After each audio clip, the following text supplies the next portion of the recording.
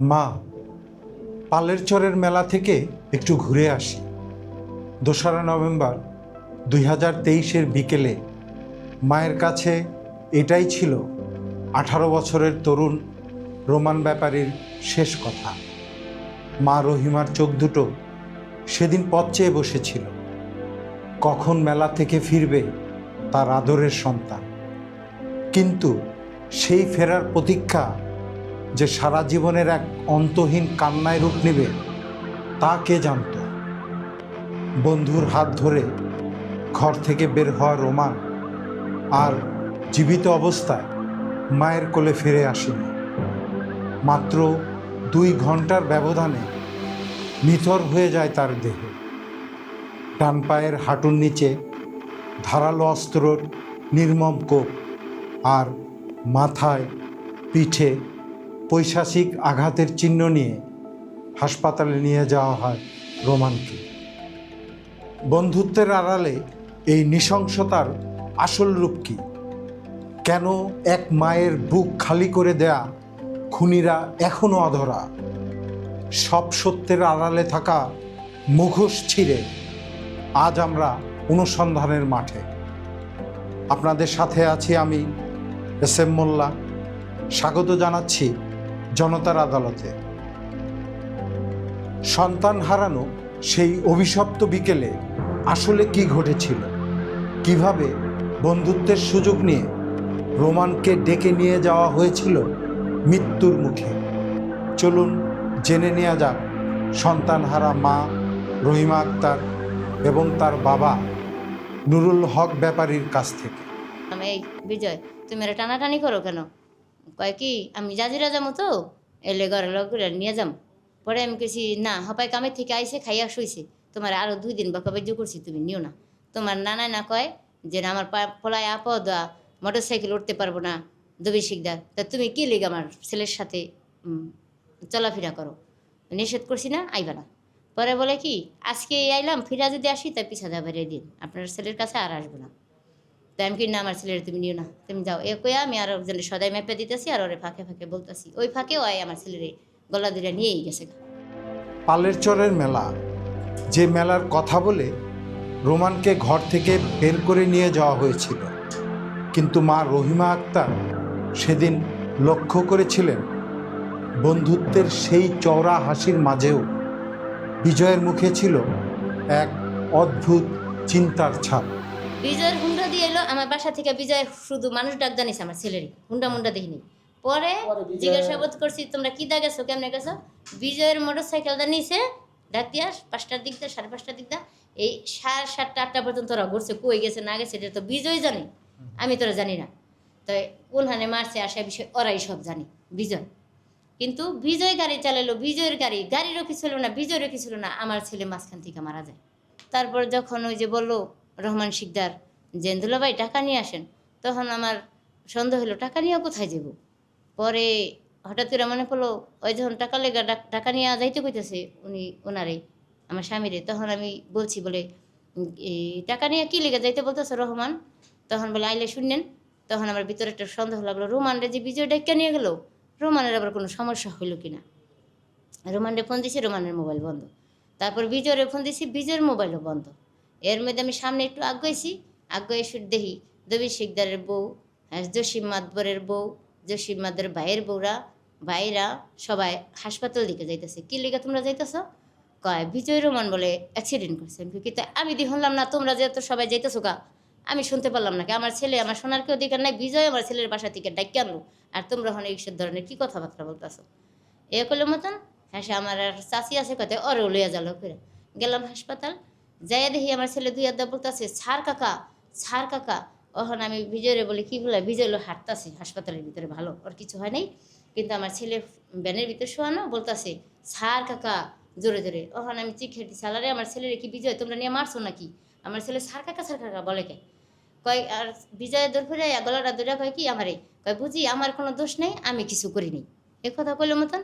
বিজয়ের বাবা ছিল এখানে, মা ছিল, চাচিরা ছিল, ওরা কলো কি বিজয়ের টাইনা নিয়া সিটের মধ্যে শোয়া, এই তুমি শুয়ে থাকো, তুমি শুয়ে থাকো, তুমি এত কথা কাউকে। আর আমার দমকি দেয়, ওরে এত কথা জিজ্ঞান কত অসুস্থ। আমি বললাম অসুস্থ হইলো আটটাই লোক আমি এ কথা বলি। এর মধ্যে আমার কি যাও যাও অ্যাম্বুলেন্সে যেয়ে বসো, অ্যাম্বুলেন্সে যেয়ে বসো, অ্যাম্বুলেন্স ছেড়ে দিব। কই আমার ছেলের আমাকে অ্যাম্বুলেন্সে ঢাকা রেফার করে দিল। যদিও ডাক্তারি রিপোর্ট এবং মামলার এজাহার অনুযায়ী রোমানের শরীরের আঘাতগুলোকে ভ্যানের সাথে মোটরবাইক দুর্ঘটনা বলে ব্যাখ্যা করা হয়েছে, কিন্তু আসলে বাস্তব চিত্র ছিল ভিন্ন ও হৃদয় বিদারক।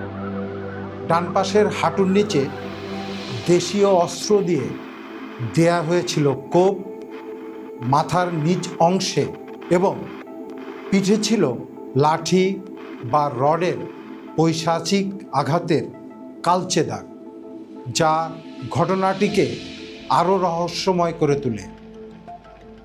আর দবি সিদ্ধের স্বাস্থ্য ভাই জমির ইতিহাসে আসতে হবে। আর একটা হলো ওই যে ওর নাম দিল ইসলাম খা, আমাদের পার্শ্ববর্তী বাড়ি, এরা দুজন আসছে। তা আমাদের বাসা থেকে অল্প একটু দূরে একটা সেলুন আছে, ওই সেলুনের সামনে ওরা মানে আমার দোকানে আসলে আমার দোকান আছে ওই সিগারেট লেগে সিগারেট নিয়ে ওরা চলে গেছে। চলে ওই সেলুনে নাকি চুল কাটতে গেছে, ওইখান থেকে আমরা 5-7 মিনিট পরে আইসে। আমরা বলতেছি দিল ভাই টাকা নিয়ে এই টাকা আছেন বেশি। আমি কই কিসের জন্য? পরে কয় বেশি করে টাকা থাকলে বেশি করে টাকা নিয়ে বাইরেন। আমি কই কি লেখা কও? পরে কয় না, কয় আপনি টাকা থাকলে টাকা নিয়ে বাইরেন। পরে আবার আমি ওই যে আমার ছেলের আবার মোটর সাইকেল ছিল, তাহলে আমি আবার বাড়ির ভিতরে ঘুরে দেখলাম আমার ছেলের মোটর সাইকেল বাসা, তাহলে আমি তাহলে অ্যাক্সিডেন্ট বা ট্রাই করিনি। পরে আমি মনে করলাম হয়তো বন্ধু বান্ধব বলে কোনখানে গেছে, কোনো ঝামেলা ঝামেলা পড়ছে, হয়তো কোনখানে যাই জুরিমানা লাগবে, এটা মনে করে আমি কিছু টাকা নিয়ে ওই যে ছেলে আমরা খবর দিল রহমান শিকদার আর দিল ইসলাম হলো গাড়ির লগে এই আমার ছেলের লগে ব্যান্ডে গেছিল, ওই সেলুনের সামনে ওরা ওই চুল কাটতে গেছিলো। পরে ওই পদ্মা যাওয়ানোর সময় আমার ছেলে ব্যান্ড উঠে শোয়া দেখা একজন আমার খবর দিছে বাসায় যায়, আরেকজন গাড়ির লগে গেছে। তাই রহমান শিকদার মোটর সাইকেল নিয়ে গেছিলো, মোটর সাইকেলে বসাইছে আমার, বসায় নিয়ে কত দূর যাওয়ানোর পরে আমি রহমান শিকদারে জিজ্ঞেসছিলাম কী হয়েছে ভাই কয় রহমানের অবস্থা খারাপ। এই কথা করার পরে এই 2-3 মিনিট পরে দেখি কি জাজিরা বাজারে যে সঙ্গে যাই আমি, ওইখানে ওই সময় দিয়ে আমাদের ছেলে ভ্যানের উপরে শোয়ানো কোকাইতেছে, করে কোকাইতেছে। তাহলে ওই ছেলের আমি বললাম আমার একটু নামো, আমি আমার ছেলের লগে কথা বলি। তো ওই ছেলে বললো কি যে ভাই ওর অবস্থা অনেক খারাপ, আমরা এখানে দেরি না করে আমরা হাসপাতালে যাই, ওরা তো আসতেই আছে। আমার আর নামতে দেয় নাকি, আমরা হাসপাতালে চলে গেছি। চলে যায় দিয়ে আমার ছেলে আহে না, আবার দূরে হাসপাতালে ঘিরে আইসি পরে দিয়ে ভ্যান লয়ে আইসি। ভ্যান লয়ে আসানোর পরে এই ইমার্জেন্সির ভিতরে আমার ছেলের ভ্যান সহ ঢুকাই দিল। আর ওই ছেলেও আসলো গাড়ির ভিতরে, ওই বিজয় মাধ্যম আর কি এমনি বসা আসলো, আর কোনো আহত দেখিনি কা বসা ছিল পরে ইমার্জেন্সির ভিতরে ঢুকাই দিল। ঢুকানোর পরে দেখলাম আমার ছেলের ইমার্জেন্সিতে ঢুকে দেখলাম আমার ছেলের পায়ে টাকা কোপের দাগ, আর ওখান রক্ত বেরিয়েছে, ওই জায়গাটা অনেক রক্ত বেরিয়েছে। পরে যাওয়ানোর পরে আমি কী হয়েছে বিজয়ের মাধ্যমের কাছে গেলাম, কেমনি কী হয়েছে? কয় দুলা ভাই আমার কোনো দোষ না, আমার কোনো দোষ না, আমার কোনো দোষ না। কইয়া এই কথা কইল। এখন আমার ছেলের তো অবস্থা খারাপ, এমনিতে ডাক্তার কয় কি এই ওষুধ আনতে, ওষুধ কি আনবেন? পরে আমার একটা স্লিপ দিলে, যে এই স্লিপটা এই যে এখানে আছে, একটা স্লিপ দিল ওষুধ আনতে। আমি গেলাম ওষুধ আনতে, ওষুধ নিয়ে আইসি। আর ওই ইমার্জেন্সির ভিতরে আমি আর ঢুকতে পারিনি কা। আমার কে বা কারা ওদের আত্মীয় স্বজন ইমার্জেন্সি করতে ঢুকতে গেলে কই আমি দেখে সুযোগ পারবেন, এটা করে আমার বাইরে দাঁড়ায় করে রাখছে। আমার আর ঢুকতে জানি, আমার আদিত্য ওষুধ নিয়ে গেছে, ওষুধ নিয়ে হাসপাতালের ভিতরে গেছে গা। নিয়নের পরে ওরা ওদিকে হাসপাতালের ভিতরে 1-1.5 ঘন্টার মতো লাগছে, ড্রেসিং টুসিং করছে, ওই চিকিৎসা কইরা আমার কয় এদিকে আর হইব না, টাকা নিয়ে দেন, টাকা রেফার করে দেন। তা আমি তো ইমার্জেন্সি ভিতরে আর ঢুকতে পারি না, যে টাকা পাঠাইলে যে কাগজপত্র দিব রেফারে যে কাগজপত্র, ওইগুলো আমি সংগ্রহ মানে আমার দেয় অনেকে, আমার অ্যাম্বুলেন্সে উঠতে গেছে, আমি অ্যাম্বুলেন্স উঠছি, কাগজপত্রগুলো আমার আর দেয়নি কা। এই অ্যাম্বুলেন্সে ওঠার পরে আমার শালা ওই যে আজিম, যার নাম আজিম, ওই আজিমরে এতক্ষণ দেখিনি, 1-1.5 ঘন্টা আমরা ওদিকে আসলাম, ওরা দেখিনি কা। পরে যেই নিয়ে অ্যাম্বুলেন্স যাইতে লিছি, এর মধ্যে অ্যাম্বুলেন্সের আড্ডা খাইছে। আড্ডা আনার পরে অ্যাম্বুলেন্স সামানের পরে এই গাড়িতে উঠছে। আপনারা কি আজিমরে বলছিলেন? আমরা আজিমরে খবরও দিই নেই আর বলিও নেই। আর এই 1-1.5 ঘন্টা আমার ছেলে যাদের হাসপাতালে চিকিৎসাধীন অবস্থায় ছিল, এতক্ষণ আজিমটা আমরা দেখিও নেই ওই জায়গায়। যে যখন আমরা রওনা দিছি অ্যাম্বুলেন্সে, আমার ছেলে উঠে এলাইছি, উঠে রওনা দেওয়ানোর পথে আজিম এই যে সাইডা দিছিল, মানে অল্প একটু যাওয়ার পথেই আপনি আড্ডা গাড়িটা থামাইও উঠতে বসে। আমি মাঝামাঝি বইছিলাম, আমার পরিবার বসছিল মাথার কাছে। তাই আমার পরিবার লোকগুলো কিন্তু উঠটা পিছিয়ে যা, আমার পরিবার লোকগুলো না আমি এদিকে বহি, কয় না তুই বহন লাগবে না, আমি আসি না। আমার পরিবারে ভয় দিল। হাসপাতালেতে কিছুক্ষণ বহনের পরে আমার ছেলে হাত দুটা জ্বালা দিয়া, খালি এমনি দুবার জ্বালা দিয়া ওই স্যালাইন ছুটে হেলেছে, সার কাকা কইয়া। আর এমনি কোনো কথা বলতে পারি না, বাবা আমার মারছে বা আমার এই ওরা নিয়ে গেছে বা আরও এমনি বাবা মা কোনো কথা কইতে হয় না, খালি একটু পর পর হাত দুটা জ্বালা দিত আর সার কাকা। অথবা আমার ছেলের মার সবাই ধরে রাখছিল, এই কারণে ওর কথাটাই মনে আছে। সম্পর্ক করে কাকা কইতো, হয়তো ওই ধরে রাখছে, ওরা অন্য মিশে মারছে, কাকা সার এই কথাটাই ওর স্মৃতিতে আছে, ওই কথাটাই বারবার বলছে। এমনি আর কোনো কথা বলতে পারেনি যে আমার মারছে বা আমার কেউ ডাইকে নিছে, এরকম কোনো আর কোনো কথা বলতে পারেনি, খালি সার কাকা বলতো। পরে হাসপাতালে যাওয়ানোর পরে কিছুদিন যায় কুচ্চা মারা যে সঙ্গে আয়া পড়ি আমরা, তখন আমার ছেলেরা আমার হাতে চাপ দিয়ে উঠটা বইয়া পড়লো, মানে অ্যাম্বুলেন্সের ভিতরে বসা পড়ছিল। হয়তো কোনো কিছু বলতো বা স্মৃতিশক্তি ফিরে আইছে কিনা সেটা বলতে পারবো না, বসা পড়ছিল। তা আমি আবার আমার হাতটা ভাঙলো, তো আমার হাতে চাপ, আমি এমনি হাত দুটা ছিলাম, আমার হাতে চাপ দিয়ে উঠা পড়ছিল। আমি আড্ডাদার সরে আমি আশ্বরণের লেগে মাথা নিচু করে আছি। এই মধ্যেই আমার পরিবার করছে কি আটটা বাড়াইছিল আমার ছেলেটার জড়নের জন্য, আর আমি দাঁত ব্যথায় মানে আটটা চুরানের লেগে চেষ্টা করছি। এই মুহূর্তে আমার পরিবার আবার হাত বাড়াইছিল জড়নের লেগে আমার ছেলে। এর মধ্যে আজিম আমার শালা ওটা ধাক্কা দিয়ে হালাই দিল, বাম হাত বেঞ্চের মধ্যে রাখি, বেঞ্চের ভিতরে ধাক্কা দিয়ে বুকের ভিতরে ধাক্কা দিয়ে হালাই দিল। এই গর্ব আমি দেখছি এই গর্ব। আচ্ছা, ধাক্কা দিয়ে হাওয়ার ফলে আমার ছেলে দিয়ে আর নিঃশ্বাস ছাড়তে পারতেছে না। আগে যেরকম ঠোকাইতো এরকম করে না। এখন আমার পরিবার বলছে তুই ধাক্কা দিলি কেন, শোয়ের বাসা তুই ধাক্কা দিচ্ছিস, গালাগালি করতেছে বারবার। আপনি আর সাপোর্ট দিতে চায়, আমার শালা সাপোর্ট দিতে যায়, লাথি দিতেছে। আর আমার শালা বলতে আল্লাহর কসম ভাই আমি ধাক্কা দিই না, আল্লাহর কসম ভাই আমি আমার ছেলেটা যে উঠটা বইলো তাই পড়লো কেমন কীভাবে, আজরাইল ছিল মানে হেডের লিখা ভাই উঠটা বইছিল, মানে নানান ধরনের কথা বলতেছে। আর একটু পরে পরে আমার পরিবার যায় ওরা সাপোর্ট দিতে, গাড়ি দিচ্ছে সাপোর্ট দিতে যায়, এদিকে ওরা মানে উড়া উড়ে। এখন আমার আমি দেখি আমার ছেলে দম ছাড়ে না, একটু পরে পরে গাড়ি জ্বলে, একটু পরে আমি মাথার সামনে বুকের সামনে মাথা নেই, দেখি দম ছাড়েনি। আর এদিকে ওরা করে ঝগড়া। এরকম এই অবস্থায় যাওয়ার পরে এরকম করতেছে, এই অবস্থায় যাওয়ানোর পরে ঢাকা মেডিকেল পর্যন্ত এই অবস্থায় গেলাম, এরকম ঝগড়াঝাটি করতেছে আর যাইতেছি। যাওয়ানোর পরে ঢাকা মেডিকেল নেওয়ার যাইবো, ডাইন হলো ঢাকা মেডিকেল, বাম সাইড হলো রাস্তার এই পারে হলো ঢাকা মেডিকেল, বাম সাইড হলো এই জেনারেল ক্লিনিক।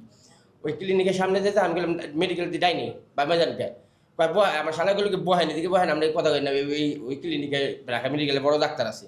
এই কথা হয়ে ক্লিনিকের সামনে গেটে নিয়ে গেল। গেটে নেওয়ার পরে এলাম সামানের আগেই দেখি 3-4 জন মুখে মুখোশ পরা হেরা নিচে দাঁড়ানো। এদিকে গাড়িটা রাখার পরে হেরা 3 জন আমরা যাওয়ার আগে দেখি হেরা রেডি, মানে মোবাইলে মেসেজ করে না কীভাবে জানাইছে বলতে হয় না। জানানোর পরে এই অ্যাম্বুলেন্সে ঢুকলো, অ্যাম্বুলেন্সে ঢুকে পড়ে জিজ্ঞাসা করে শুই না কি দিল, যাওয়ার পরে হারা নাইমা দেখে কি নাইকা। আমি কি নাইকা আপনি ইসিজি করান দেখেন রুহু আছে কিনা, বা আমি ইসিজি মেশিন নষ্ট। পরে আমার পরিবারগুলো অন্য হানে যায় হলে লুবে ইসিজি করান যায়নি। আমি 2-3 জায়গায় টাকারপুলের সামনে অ্যাক্টিভিটা যাই, আমার ওখানে ঢাকা মেডিকেল ঢুকেলে জামে লইব মামলা লইব সেটা জানান বই বিধি দেখাইতেছে আমার, এটা আমার শালায় ভাই ঢাকা মেডিকেল ঢুকে যাবেন না, লাশ বাইর করতে পারবেন না, এটা করবো এটা করবো, জামা লইব নানান জানামা লইব, এরকম নানান ভয় বিধি থেকে ঢাকা মেডিকেল ঢুকে দিলে। আমি 2-3টা ল্যাবে গেছি, আমি গেছি ঢাকা মেডিকেল ঢুকামু, ওইবার না ঢাকা মেডিকেল ঢুকান যাবে না, ঢাকা মেডিকেল বলে জামেলা আছে হ্যাঁ আছে না, আমি ঢাকা মেডিকেল ঢুকাই ইসিজি করাবো।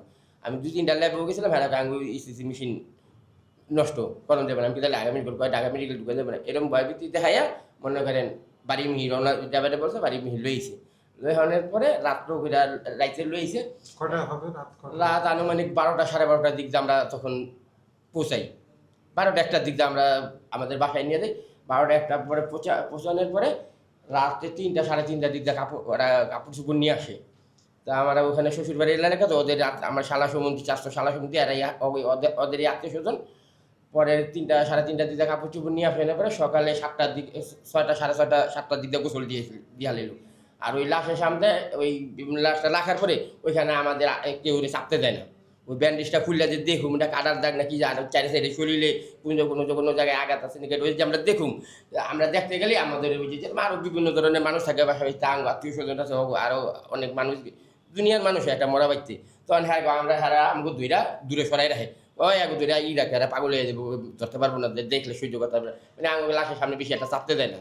ওইরকম অবস্থা করে 7টা 7:30 মাটি মুড়ি এই ঠিক করে গোসল মোসল দিয়ে রেডি ফেলাইছে। আর ঘরের পিছনে নিয়ে গোসল করেছে, ওই থেকে মানে একটা চিপা করলি পিছনে নিয়ে গোসল করেছে, মানে বেশি মানুষজন ওদিকে যাইতে না পারে, এরভাবে মাটি ফাটি এই গোসল মোসল করে এলো। রাস্তা দেখি একটা সাংবাদিক না কি আইছিল আমরা বলতে পারি না, একজনে তো শুনলাম আর কি, আইয়া জিজ্ঞাসা করছিল এই যে এটা কে, এটা কীভাবে মারা গেল, অ্যাক্সিডেন্টে মারা গেলো কিনা, কে কোন মহিলা বলছে আমার নাম রহিমা, আমার ছেলের নাম রোমান, আমার ছেলে অ্যাক্সিডেন্টে মারা গেছে, আমরা কোনো ঝামেলা করুম না। কিন্তু আমাদের বাসাতে মানে বাইরে পারি না, লোকজন ধরে আছে বাসাতে বাইরে পাইছি, আমরা বলতে পারি না। পরে মানে লোক মুখে এরকম কথা শুনছি, আমরা বাসাতে বাইরে পাইনি। পরে বাসাতে না বাইরে পেলে এটা 9টার দিকে আমার মাদারও বাই গেল, 8টা 8:30 যাই গোসল মোসল করে রেডি করে হালাইছে। রেডি করে মানে মাটি দিতে লয়ে যাবো ওরম জানাজা জুনাজা দিলে আর কিছু দেখার কিছু কাপড় খুলে তার কিছু দেখা যায় না, গোসল মোসল হয়ে গেলে। এরপরে মাটি দিয়ে হালাইলো। মাটি দেওয়ানোর পরে চেয়ারম্যান আসছিল, ওই চেয়ারম্যান পরে জানাজায় আসছিল মেম্বার, পরে জানাজা জুনাজা দিয়ে আমরা হেরা কবরস্থানে লাশ মারি দিব।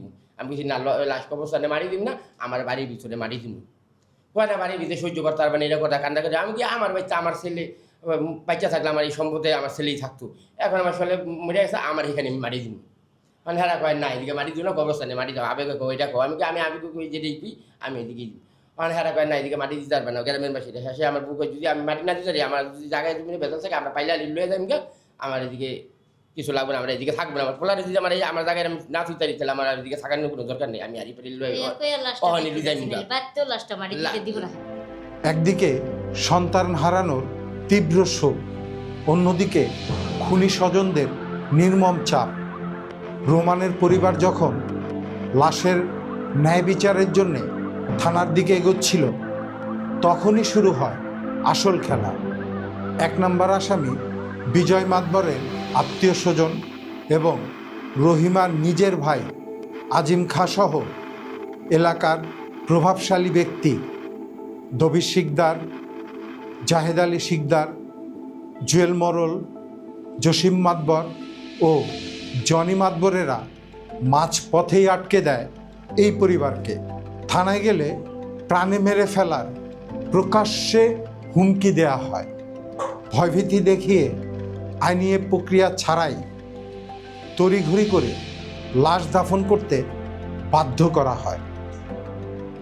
ছেলের যে মামা যার কথা বলতেছেন, আপনি একটু স্মরণ করে দেখেন তো, উনি এর মধ্যে ফোনে কারোর সাথে কথা বলছে কি? হ্যাঁ, সারা পথ খালি মোবাইল টিপছি, এমনি আড্ডা টিপছি, কিন্তু কথা বলতে দেখিনি। আচ্ছা, সারা পথ মোবাইল এভাবে দূরে দূরে খালি টিপছি পথ দূরে। কি মোবাইল ছিল এটা? Touch mobile. জি, মানে এই যে চাংখারপুল মানে ঢাকা মেডিকেলে না ঢুকায় চাংখারপুল পর্যন্ত যে আনলেন, আনার পরে এই ডাক্তার আসলো কিভাবে? ওখানে রেডি ছিল না? রেডি ছিল। গাড়ি থামানোর আগে হারা উপস্থিত ছিল। গাড়ি থামানোর ওখানে দিয়ে রাখাটার সাথে সাথে দেখি 3 জন লোক ওদিকে দাঁড়া নিচে। ওই আগে থেকে রেডি ছিল? জি জি জি। আমরা যাওয়ার আগে হারা ওখানে রেডিটা করলো কি? আচ্ছা, আমার প্রশ্ন রেডিটা করলো কি? আমার শালাই হয়তো এই পরিকল্পিতভাবে মারছে দেখেই ওই ডাক্তার রেডি রাখছি। ওরা বলতেছে ডাক্তার, আমি বলি গুন্ডা পান্ডা, ডাক্তার না। একটা ডাক্তার যদি হইতো তো অবশ্যই আমার ছেলেরে উপরে উঠাইতো, ইসিজি করাইতো, চেকআপ করতো। উপরে মেশিন ওই যে আমি বলছি ল্যাবে উড়ে পরীক্ষা করুম, ওইটা চেষ্টা করতো। আর না পারলে বলতো না ওইদিকে হইব না, অন্যখানে নিয়ে যাবে। কিন্তু রাস্তার ভিতরে রাখিয়া কেন ডাক্তার দেখালো? এখানে আমার প্রশ্ন। আচ্ছা, ওনারা কি কোনো রকম লিখিত দিয়েছিল? কোনো স্লিপ কিছুই দেয় নাই। এরপরে আমি বলছি যে এই ডাক্তার কথা আমি মানি না, আমার ছেলে এরা ডাক্তার না, এরা ওর সাথে যোগাযোগ করে এখানে ওরা বাস করছে, আমার ছেলের মেরে ফেলানোর পরিকল্পিত। তাই আমার ছেলেরা আমি ল্যাবে উড়ে অন্য হাসপাতাল চলে যান। তখন ওই আজিম বলতেছে কয় টাকা আনছো ডাক্তারখানা যাইবা? এখন আমার কথা হলো কি, ওই যে একটু আগে ধাক্কা দিছে দেখছি, ওখান কয় টাকা আনছে লইয়া যদি ও দৌড় দেয় বের করলে, তো আমার ছেলের আমি বাঁচাইতে পারো না। আমার বিশ্বাস আমার ছেলের পিতৃতলের রুহ থাকলেও আছে এমন জোয়ান ছেলেটা। তাই উঠটা যেহেতু বইছিল তাই ধাক্কা দিছে, হয়তো ওই ধাক্কায় আমার ছেলে এখন আহা কাছে গলাটা শুকাই গেছে গা, ওখান পিতৃতলের রুহ আছে, ওরে হাসপাতাল উঠাইতে বাঁচাইতে পারবো আমার বিশ্বাস। তাই আমি এরে বলছি কি, ওই যে স্বপন ভাই আছে আমার খালাতো ভাই জাজিরা, এর শালা বড় ঢাকা মেডিকেল সামনে ভাত বিক্রি করে হোটেল আছে, ওরে ডাক দিয়া ওই আজিম যাইব না দেখে লেবুড়াইতে ওরে ডাকাইছি, ওরে নিয়ে অন্য হাসপাতাল পাঠাই। আবার 2টা ক্লিনিকে যাইয়া যে জিজ্ঞাসা করাইছে যে এখানে কি লেবুড়ে পরীক্ষা করা যাইবো? বলছি ইসিজি করা যাবে না, কি করছে বলতে পারি না। আমার কথা, আমার ছেলের হাসপাতাল উঠাইবো, এরপর তো ডাক্তার ডিগলার দিব আমার ছেলের কি হইল। ওই যে থাবর দিছে ওইটা উঠতে যাইতে পারে গা, কুপাইছে কাপাইছে কারা এটা উঠতে পারে। তাই আমার যতটুকু জ্ঞান আছে ওই থাবরটা তো অবশ্যই উঠবো, এই কারণে আমার পোলারে পরীক্ষা করবো। ওই পরীক্ষা পর্যন্ত আর আমি যেতে পারিনি। ওইভাবেই আমার ছেলের বাসায় নিয়ে রাত 3টা বাজে জুয়েল মরল আর আজিম কাপড় কিনে না, আর হেরা সবাই মিললে আমার হুমকি ধুমকি দিল কি বারবার যে ধাক্কার কথা কই, এটা যদি বারে বারে বলো তোমার পোলা তো আর আইসো স্বামী সুদ্ধার এলবা তোমার এখানে কেডা আছে, এই কথা বলছে ভাই। এই কথা বলছে জসিম মাতবর, আজিম, জুয়েল মরল, দবির শিকদার, এরা আমার ধুমকি দিছি। আমার বলছে যে এই যে আপনাদের এখানে আসছি, ওখানে ওইখানে বসছি প্রথম, পরে আসতে বলছেন এখানে। আর আমার একটা পেয়ারা গাছ আছে, ওইখানে ডাক দানিয়া বলে কি তুমি যে বারবার এগুলো করতেছো বলতেছো ধাক্কা দিছে, ধাক্কা ছেড়ে তো বড় প্যাঁচ বেজে যাবো গা, তখন কিন্তু তোমার স্বামীর ওপর মেরে হালানো, সেসব কারণ তুমি বাঁচাইতে পারবো না, তোমার এখানে কে আছে তোমার ধরবো। পরে আমি কইছি না ধরুক, আমার ছেলেই যখন এত কষ্ট পাই মারা গেছে, আমার বাচ্চা থাকার কোনো ইচ্ছেই নেই, কিন্তু আমার যে হেরা মেরে হালাও, তারপরেও আমার বাসুর আসুক, তারপরে আপনারা যা করার তা করিন। কিন্তু আমার বাসুর আইসা দেখে আমার ছেলের কবরে শোয়াই ফেলাইছে, আমার এক চাস্তো ভাই আছে ফুরাত খাকুরের নাম, হ্যাঁ আমার বাসুরের পাজাদা ধরছে, ভাই আমাকে বুলাইছে মাফ করে দিয়ে না কইতে কইতে আর 10 জনই দেখতে হালাইছে, বুঝছেন? এইভাবে আমার ছেলের মাটিতে ফেললো। সব ভয় আর হুমকি উপেক্ষা করে জাজিরা থানায় হাজির হয়েছিলেন মা রহিমা, কিন্তু সেখানে গিয়ে তিনি পেলেন এক চরম নির্মম বাস্তবতা যে পুলিশ সাধারণ মানুষের শেষ আশ্রয়, সেই থানা কর্তৃপক্ষ সেদিন রহস্যজনক কারণে কোনো সহযোগিতাই করেননি। ফিরিয়ে দেয়া হয়েছিল এই অসহায় পরিবারকে। কার অদৃশ্য ইশারায় থানা পুলিশ সেদিন খুনিদের পক্ষে নীরব দর্শকের ভূমিকা পালন করেছিল, সেই প্রশ্ন আজও তারা করে বেড়ায় এই পরিবারকে। বা কোন জায়গায় গেছে, কীভাবে অ্যাক্সিডেন্ট হয়েছে, এটি দেখার পরে আরও কিছু কিছু তথ্য নিয়ে দেখি আমার পোলায় এটা যা যা কয় এটার সাথে মিলে না। তখন আমরা মানে 2-1 দিন পরে আমরা থানায় যাই, মামলা করতে আমার পরিবার যায়। তখন থানায় যাওয়ানোর পরে কয় আপনাকে পোস্টমর্টম করছেন? আমরা বলি না, আমরা পোস্টমর্টম করি নি, পোস্টমর্টম করতে পারি নি, যে কোনো কারণে পোস্টমর্টম করতেই না। পরে এখন হাসপাতালে উঠাইছিলেন, আমি বলছি জাজিরা হাসপাতালে উঠেছিলাম। ওখান থেকে আমরা একটু চিকিৎসা দিচ্ছে না, ঢাকা রেফার করছিল। আমি বলছি আমরা ঢাকা রেফার করছিল, ঢাকা রেফার করার কাগজপত্র দেন। তো ওই যে আমরা অ্যাম্বুলেন্স উঠাইছি, আমি তোর এমনি ভিতরে ঢুকতে পারি না, কাগজপত্র কে নিচ্ছে বলতে পারি না। পরে অনেক মাইসের জিজ্ঞাসাবাদ করছি, আমরা শালা যারা যারা আসছিল, ঠিক আছে, ওরা কয় রেফারের কাগজ আঙুল পছন্দ নেই। তো এই রেফারের কাগজ স্যার আমরা কিভাবে মেম্বার দিয়ে বিছাইছি, মাতবর দিয়ে বিছাইছি যে অস্বীকার করবে যে কাগজটা দিতে পারে। এই কাগজটা এই 6-7 মাস পর তো নিয়ে রেখেছি, কাগজটা বাড়ি এই রেফারের কোনো কাগজপত্র পাই না। কাগজটা তো আজিমই জানে, যে ডাক্তার দেখাইছি, যে ডাক্তার ডিক্লেয়ার দিল যে মারা গেছে। জাজিরা তো ভালো মরে নাই, জাজিরা তো না কাগজ দিব কেন? জাজিরা তো রেফারের কাগজটা দিব, ঢাকা মেডিকেল নেওয়ার রেফারের কাগজটা দিব না। ওই কাগজপত্র সংগ্রহ করতে পারি না, তারা থানা থেকে ওই কাগজপত্র স্যার আপনার মুখের কথা কীভাবে আমরা মামলা করব? পরে কয় উপযুক্ত কোনো খবর মানে আপনার মুখের কথায় তো আর ভিডিও ওই ছবি দেখে তো আপনার পড়ে না, কারপরে কেমন হাসপাতালে রিপোর্ট নিয়ে আসেন। যে হাসপাতালে নিয়ে উঠেছিলেন আমরা, জাজির হাসপাতালে হ্যান্ডের রিপোর্ট দিয়ে পরে আসে হাসপাতালের রিপোর্টে আনতে গেছি, আমার পরিবার আছে ওখানে হাসপাতালের রিপোর্ট পায় না ডিসপ্লে খাতায়, আর হেরা দেয়ও না। পরে আসে থানায় গেছিলো, থানাতে এক অফিসার একটা লোক পাঠাইছিল ওই হাসপাতালে ওই রিপোর্ট দেখতে। আয়া দেখছে কোনো রিপোর্ট নেই, হাসপাতালে কোনো রিপোর্ট নেই, ওই নামে আমার কোন পোলার নামে কোনো এন্ট্রি নেই, আনেনি নেই। তাহলে এন্ট্রি ছাড়া আমরা মামলা আর কীভাবে করুন? পরে এরকম করতে করতে করতে করতে কোনো তথ্য সংগ্রহ করতে পারি না, কোনো কিছুর বিনিময়ে কোনো প্রমাণ পাই না। না পাওয়ার পরে আমার মানি ব্যাগ ছিল, আমার মানি ব্যাগে ওই যে আমার ওষুধ আনতে দিয়েছিল, এই মানি ব্যাগের স্লিপটা আমি থুয়ে দিয়েছিলাম। তাই আমার ছেলে মারা গেছে, আমার মানে আমার অবস্থা খারাপ, আমি মানি ব্যাগ কইছি যে আমি কোনো কইতেই পারি না, বাসায় এক কোনায় ফালানি না ছিল। পরে এরকম বিছড়ি করতে দোকান আছে, দোকানের বিস্কিটের কার্টনের তলে 7 মাস পরে দোকান ঝাড়তে যাইয়া পাইছি মানি ব্যাগটা পাইছি, মানি ব্যাগের পরে ওই ভাই আবার ওই দারোগারে ভয়েস দিছি বলে স্যার এই যে কাগজটা পাইছি দেখেন দিদিটা মামলা করুন যাইবনি, ওষুধের স্লিপটা পাইয়া তারপরে হ্যাঁ কইলো কি যাইবো কোর্টে যান। আমি কি কোর্টে মামলার বিষয়টা আমি বুঝি না ভাই, আপনি আমার একটু সহযোগিতা করেন। হ্যাঁ উকিল ধরাই দিল, সেই উকিলের মাধ্যমে দিয়ে এই মামলাটা করছি। পরে ওই ওষুধের স্লিপটা পাইয়া আমরা ওই থানায় যাই আমার পরিবার। পরে অনেক লেট হয়ে গেছে, থানায় মামলা করার সময় এখন আর নাই, এখন কি করান যায়, এখন এটা আপনি কোর্টে দেয়া যদি কিছু করতে পারেন, আমাকে ওইদিকে আর কোনো কিছু করার নেই। পরে যাই হোক ওই কোর্টে যাই আমরা মামলা করি, একটা আবেদন করি, মামলা করানোর যেটা আবেদন করি, করার পরে তারা সিআইডি তদন্ত দিল। প্রথম অবস্থায় সিআইডি তদন্ত দিল, তদন্ত দেওয়ার পরে সিআইডি আসলো, আইসা কয় আপনাদের কাছে কী কী প্রমাণ আছে? মানে আমি কিন্তু এই যে স্যার আমি ডকুমেন্টের এতদিন দেরি করে মামলা করলেন, কিন্তু আমি স্যার আমার কোনো ডকুমেন্ট চাই, আমি ডকুমেন্ট ছাড়া কেমন প্রমাণ করুন? পরে অনেকদিন পরে এই ওষুধের স্লিপটা পাইছি, এই ওষুধের স্লিপটা আমরা মামলা করছি, এরপরে এটা যা মামলা দেখাইছি দারোগারে দেখাইছি, দারোগা করছি এখন করতাম না, করে দেয় করতাম, এইভাবে আমরা দাঁড়ায় করে দেয় মামলা করছি। পরে সেই করলো কি আমার এই ওষুধের স্লিপটা সিআইডি আমাদের নিয়ে গেল, আমার সম্বদ্ধ ওই যে সিআইডি বিপক্ষের লগে যুক্ত হইয়া ওই কাগজটা নিয়ে ওই অনুযায়ী আবার রিপোর্ট তৈরি করছে জাজিরা হাসপাতাল। আমার প্রশ্ন, জাজিরা থেকে আমার ছেলের মরার পরে তো হাসপাতাল উঠাইতেই পারিনি, এই ডাক্তারি রিপোর্ট কিভাবে দিল?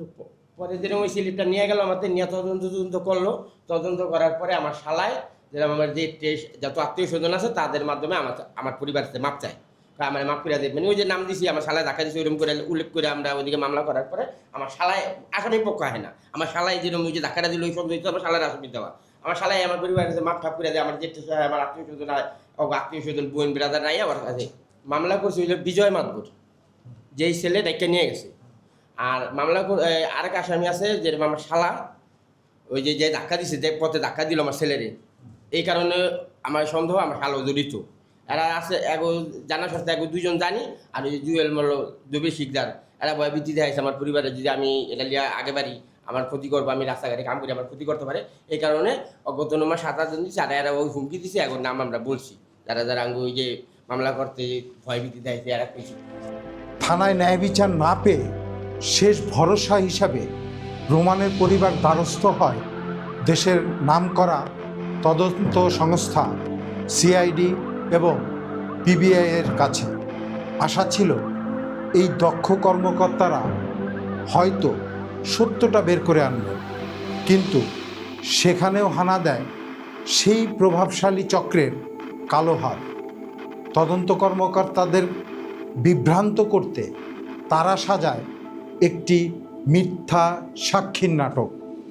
রোমানের শরীরে থাকা ধারালো অস্ত্রের কোপ আর লাঠি রডের নির্মম আঘাতের কালচে দাগগুলো ভ্যানের সাথে মোটরবাইকে দুর্ঘটনা বলে চালিয়ে দেওয়ার এক জঘন্য চক্রান্ত করা হয়। আর এই মিথ্যা সাক্ষ্যের উপর ভিত্তি করেই পুরো হত্যাকাণ্ডটিকে একটি সাধারণ সড়ক দুর্ঘটনা বলে ধামাচাপা দেওয়ার চেষ্টা করা হয়। চাকরি চুক্তি দিলে পরে আপনি এখন কি চান? আমি এখন চাই যে হয়তো ওই ছেলে আমার ভাই ধাক্কা দিছে ওরে, আর ওই যে ছেলেটাকে নিয়ে মারছে ওকে দুজনরে রিমান্ডে দেওয়া হোক। তাইলে অবশ্যই এরা বলবো মামলা আমলে নিয়ে রিমান্ডে দেওয়া হোক। আর যদি হেরাতে না বেড়ায় প্রয়োজনে আমার রাজকবরের থেকে উত্তোলন করে হাড্ডি পরীক্ষা করব। এতে যেই রাজালা হয় সেই রাজালা আমি মানতে রাজি। মানে আপনি স্টিল ওই সময় থেকে এখন পর্যন্ত বিশ্বাস করতেছেন যে আপনার ছেলেকে মার্ডার করা হয়েছে? অবশ্যই। আমার ছেলে যখন আমার ভাই ধাক্কা দিয়েছিল আমি দেখছি, ওই যে আমার ছেলের মামা, তখন আমার ছেলে চিতুয়ে পড়ে যায়, ও কাইতুয়ে মা মা মারছে কইয়া এ কইয়া আহা করে জিবলা মেলা দেখার ভিতরে মিটাই না লয়ে গেল। এত রূপ দিছি আমার পুরো আমার চোখের সামনে মেরে লাইছে আমি দিছি, এটা সত্য। তাই ওই যে আগে দিয়া কুবাইছে বেরিয়েছে ওটা ঢাকার জন্য ওই ভাই আবার ধাক্কা দিছি। তাই ওই যে সময় অ্যাম্বুলেন্সে উঠাই দিছে তখন কিন্তু দবির শিকদার পিছন থেকে ডাক দিছিল আজিম গাড়িতে উঠো। আমার খালার ওই উড়াই দিছিল পোলার মাছ। এর সাক্ষীও আছে জুয়েল মোড়ল আর ভাই। এটা আমি জিজ্ঞাসা করছিলাম যে তোমার হুন্ডা তো আজিম গেছিল হাসপাতালের সামনে গাড়ি থামাইছে, তো ডাক্তার দিছিল কোটা দবির হিকদার আজিম উড়াই দিছে। তাই এতে বোঝেন দবির হিকদার আর ওই যে বিজয় ওর হইলো নানা নাতি সম্পর্কে। তাই ওই আজিমরে যদি ওরা উড়াই দেয় এই মায়ের ঘটনাটা ওই আগে ঠিক হয়েছে না, পরিকল্পনিতভাবে হয়েছে না, বুঝেননি আপনারা কথা। তাই আমিও বুঝি ওরা পরিকল্পনা করে মারছে, ওখানে কইয়া দেবো দেখে ওই আজিমরে ফিটিং করে দিছে, ওরা তারপর পুরো জানিস হয়তো ওরে মারছে কিভাবে। আপনি বলতেছেন যে যাদের নামে আপনি কেস করছেন, হ্যাঁ, এদেরকে যদি প্রপারলি জিজ্ঞাসাবাদ করা হয়, হ্যাঁ জি, তাহলে সত্য ঘটনা বলবে, অথবা যদি সেই জায়গা থেকে সম্পূর্ণ রিপোর্ট না পাওয়া যায় তাহলে লাশ আবার ময়নাতদন্ত করা হোক। মানে এর আগে আপনারা কখনো ময়নাতদন্ত করেন নাই? হাসপাতালে এটা পুলিশ পর্যন্ত যায় না? না, কোনো চেকআপই করে দেয় হাসপাতালে উঠে দিতে পারিনি। মানে আপনাদের বিশ্বাস যে ময়নাতদন্ত হইলে এবং অধিকতর জিজ্ঞাসাবাদ হইলে আমরা ন্যায় বিচার পাবো। হ্যাঁ, ঠিক আছে। জি, আমরা সিআইডি রো বলছি, পিবিআই রো বলছি। আমার ছেলের আর এর মাঝে যদি আমাদের কোনো দুর্ঘটনা ঘটে, আমার ফ্যামিলি এখন তো বাসায় থাকে, আমার একটা মেয়ে আছে একটা ছেলে আছে, আমরা পরিবার দুজন চারজন, এর কোনো কেউ যে মায়ের দর করা হয় কোনো কারণে আমাদের কোনো শত্রু নাই। এই দবির শিকদার আজিম, জুয়েল মোড়ল আর জসিম আর রবেল মাদবর, জনি মাদবর, এরাই। এ ছাড়া আমাদের কোনো শত্রু নেই। এই যে এজাহারের মধ্যে যারা লেখা আছে এ ছাড়া আমাদের কোনো শত্রু নাই এলাকা। যদি আমাদের কোনো ক্ষতিগ্রস্ত হয় বা কোনো আমাদের ফ্যামিলির আর কেউ কোনো ক্ষতিগ্রস্ত হয় এরাই দেয়, এই আগামী ক্ষতিগ্রস্ত লেগেই এরাই দেয়। টাকা আর ক্ষমতার জোরে কি তবে একটি পরিকল্পিত হত্যাকাণ্ডকে স্রেফ সড়ক দুর্ঘটনা বানিয়ে পার পেয়ে যাবে খুনিরা? নিজের আপন ভাই আজিম খাঁ যখন খুনিদের বাঁচাতে বোনকে হুমকি দেয়, তখন এই সমাজে এক অসহায় মা কার কাছে বিচার চাইবে? দিনের পর দিন প্রকাশ্যে অপরাধীরা ঘুরে বেড়াচ্ছে দিনের আলোয়, আর সুষ্ঠু বিচার দাবি করলে পেতে হচ্ছে প্রাণহানির হুমকি। রহিমা আক্তারের দাবি এখন একটাই, ঘটনার প্রকৃত সত্য উদ্ঘাটনের স্বার্থে 1 নম্বর আসামি বিজয় মাদবরকে রিমান্ডে এনে 2023 সালের 2রা নভেম্বর বিকেল 5টার পরের ঘটনা সম্পর্কে জিজ্ঞাসাবাদ করা হোক। অন্যথায় তার ছেলের মৃত্যু রহস্য উদ্ঘাটনে ময়না তদন্ত সহ প্রয়োজনীয় তদন্ত আবার করা হোক। প্রশাসনের কাছে আমাদের আকুল আবেদন, সব প্রভাব আর হুমকির ঊর্ধ্বে উঠে এই পৈশাচিক হত্যাকাণ্ডের সুস্থ তদন্ত করা হোক এবং প্রকৃত খুনিদের আইনের আওতায় আনা হোক। মনে রাখবেন, অপরাধী যত শক্তিশালী হোক না কেন, সত্যকে কখনোই ধামাচাপা দিয়ে রাখা যায় না। জনতার আদালতে আজ বিচারক আপনারাই। আজ এ পর্যন্তই। দেখা হবে আবার নতুন কোনো অনুসন্ধানী প্রতিবেদন নিয়ে। ততক্ষণ পর্যন্ত ভালো থাকুন, সুস্থ থাকুন আর দেখতে থাকুন জনতার আদালত।